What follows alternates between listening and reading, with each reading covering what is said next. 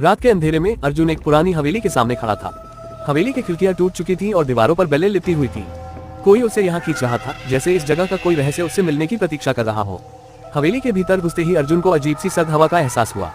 गलियारे में एक पुरानी सी तस्वीर लटकी थी, जिसमें आधे चेहरे वाली एक औरत दिख रही थी। तस्वीर उसे घूरती हुई सी लगी, जैसे उसे कुछ कहना हो। कमरे में अधूरी तस्वीर के साथ अर्जुन ने उस कमरे में कदम रखा जहाँ सिर्फ वो अधूरी तस्वीर थी।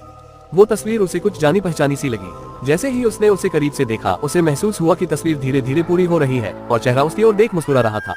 हमें तभी अचानक दरवाजा जोर से बंद हो गया। अर्जुन ने पलटकर देखा, लेकिन अब वो फंस चुका था। जैसे ही उसने दरवाजा खोलने की कोशिश की, वो सुनसान हवेली के भीतर गूंजता हुआ एक भयावह हंसी का स्वर सुनाई दिया। अंतिम पल और रहस्य का खुलासा, वो अधूरी तस्वीर अब पूरी हो चुकी थी। तस्वीर की औरत ने अर्जुन के सामने आकर अपने ठंडे हाथ उसके कंधे पर रख दिए। उसकी आंखें काली, खाली और भयानक थीं। अचानक वो औरत बोली, तुम वही हो जिसने मुझे अधूरा छोड़ा था। अर्जुन की चीख हवेली में गूंजने लगी और फिर सब कुछ खामोश हो गया।